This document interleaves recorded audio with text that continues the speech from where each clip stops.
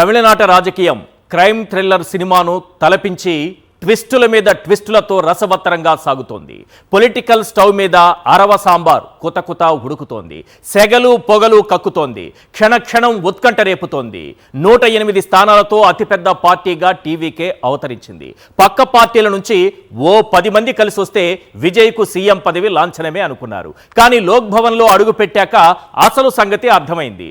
ముందు ప్రమాణ స్వీకారం కానివ్వండి, ఆ తర్వాత బల నిరూపణ చేసుకోండి అంటారనుకుంటే సీన్ మొత్తం రివర్స్ అయింది. ముందు మ్యాజిక్ ఫిగర్ చూపించండి, ఆ తరువాతే ప్రమాణ స్వీకారం అంటూ తమిళనాడు గవర్నర్ ఆర్లేకర్ ట్విస్ట్ ఇచ్చారు. దీంతో లోక్ భవన్ చుట్టూ రాజకీయం తిరుగుతోంది. పోని కలిసొచ్చే పార్టీలను కలుపుకొని ప్రభుత్వ ఏర్పాటు చేద్దామనుకుంటే అది అంత ఈజీగా కనిపించడం లేదు. కొన్ని షరతులతో కాంగ్రెస్ పార్టీ ముందుకొచ్చింది. ఇక వామపక్షాలు, వీసీకే పార్టీలు విజయ్కు మద్దతు ఇవ్వడంపై ఊగిసలాడుతున్నాయి.